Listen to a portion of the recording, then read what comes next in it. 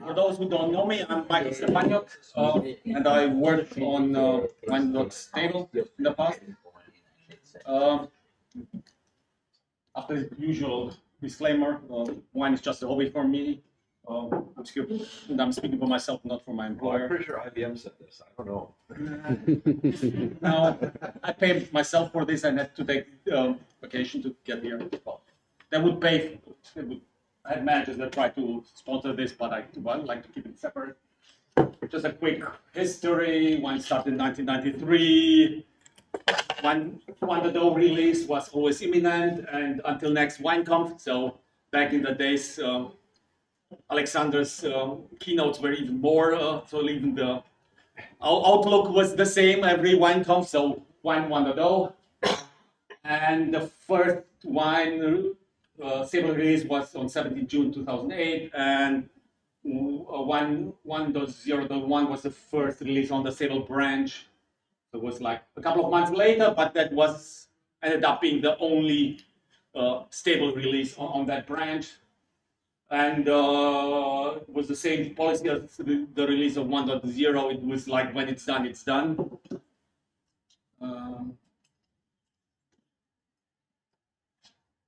1.2.x, 1.4.x, and 1.6.x were still done by Alexander, and no good modern presentation would be without some AI slops. So I added a picture there to describe the WineConf from 2015.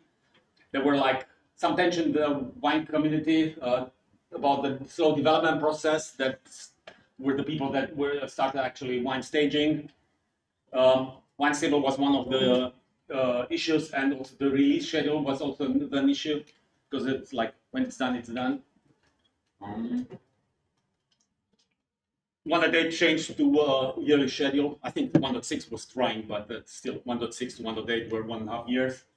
And I kind of got voluntold to take over the stable. I was kind of did the slides and like the presentational design. I took them from the slides I did that about wine staging in 2015, so it's vintage styling. I took over the 1.8 X stable release, and for the first time, the 1.8.7 was done after the release of 2.0.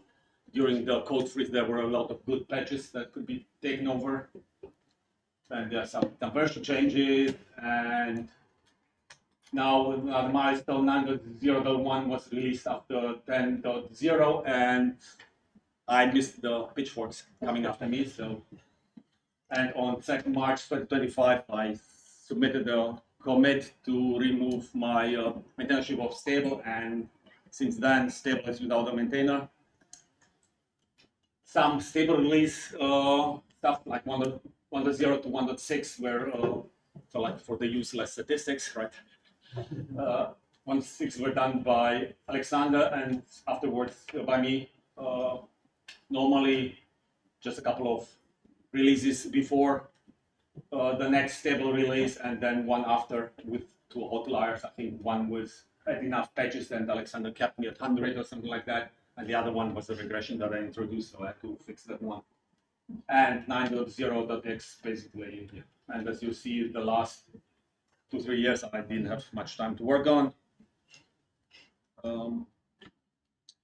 And the main question is wine stable still relevant?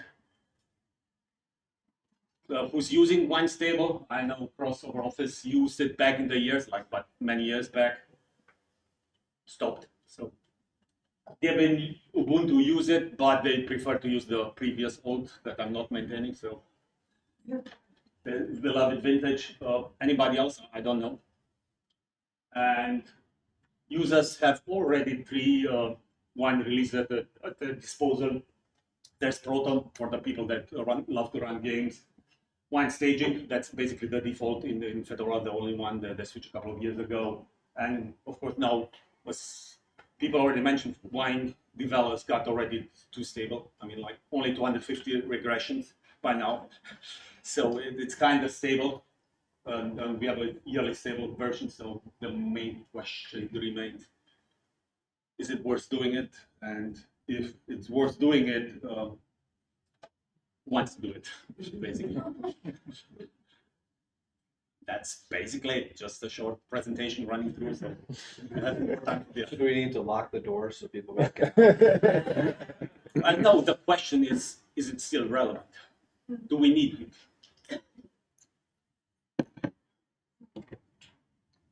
I mean, I tried to do like a bad job the last 2-3 years, and Alistair was the only one that asked about it, and I think like and during the 9.0.x it was like Alistair, I think once or twice pinged me about it, and then I saw me being tagged on a bug in Bugzilla to be pulled into that, but that was it. I'm not watching the forums, so I'm not sure if somebody's watching the forums if there's any need there. And I mean, if like Debian and Ubuntu are stuck on still on 8.0 or something like that, then I'm not sure why I need to do a 9.0.x or something like that, so, or a 10.x or something.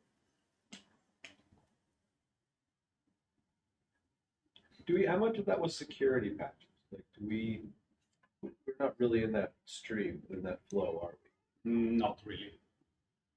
I would pull them in if somebody would tag them, but I maybe had a handful over the whole since 1.8. So it's what I would pick is basically my process would go. I had like of course everything scripted. I would go over the release notes, and then that would grab the bugs, extract out of the announce list the bugs, then would go to Bugzilla, pick up the commit and all that stuff, and then do some statistic because the commit might be fixed a bug that was a regression that was introduced in development, or the bug might have been closed like too late, and then it's already in the stable version, stuff like that. So it would go over that stuff. I'm using Git Depths, it's an extra module that takes a patch and then generates the dependency trees of commits to apply.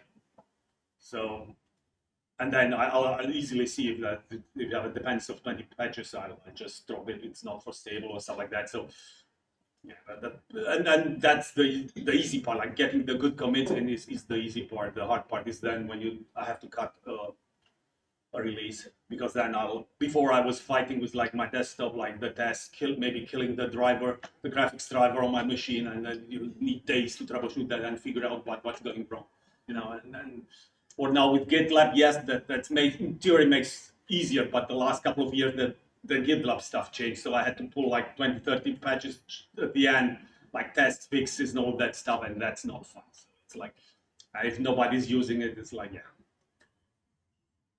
The last years it was like not fun for me to work on wine, and then blocked me from doing other patches because it's like, yeah, I have to work on stable, and I didn't do the other patches. So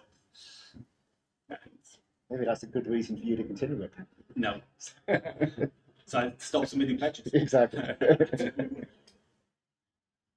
Well, one way is to stop doing it and see how many people Yes, complain. that's basically, yeah. If nobody says, yeah, I want to give it to me, I want to be the next acclaimed maintainer or something like that, please.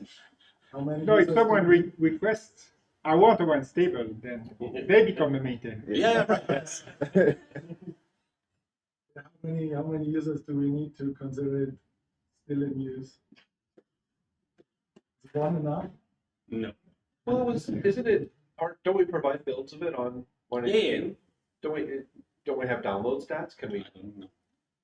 Only there were IT guys sitting there. Where? I mean, nobody complained. I mean, that my patch was public, and I sent an email to WineConf. I got no reply to that, so I'm giving it back. Users are Nothing. not on that mailing list. Well, I know, but somebody else that might watch Wine or something like that, and might use Wine Stable for something else, maybe on John Deere or something like that. I don't know. Nobody complains. Wasn't it WineStable 502? 502. So yeah, John, maybe they should pay you. No. So that's basically it. So I guess I just updated the wiki page about Wine Stable that it's momentarily suspended. No interest, lack of interest. There's not needed. If somebody has interest. Yeah, if Maybe enough I people can- request it, then Yes. Maybe I can add, you said nobody's using it. We were still using it in stable wiki. Until when? until well, last year, I guess, because there was no stable release before. Okay, because I know that Toronto, I talked with Alexander, and he said like, yeah, we use it, but now we rebase on something else, and we don't use it. Okay, but yeah, so at some point we started releasing Okay. together with the wine release.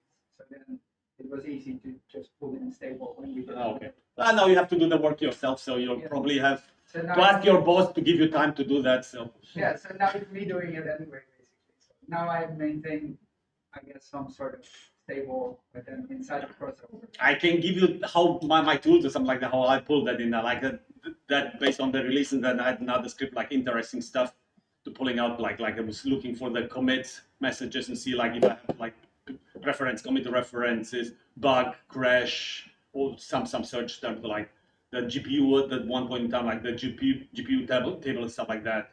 I was pulling those interesting patches, but can give you that one. But or if you want to take it over, you go to your boss and see if you want to run it.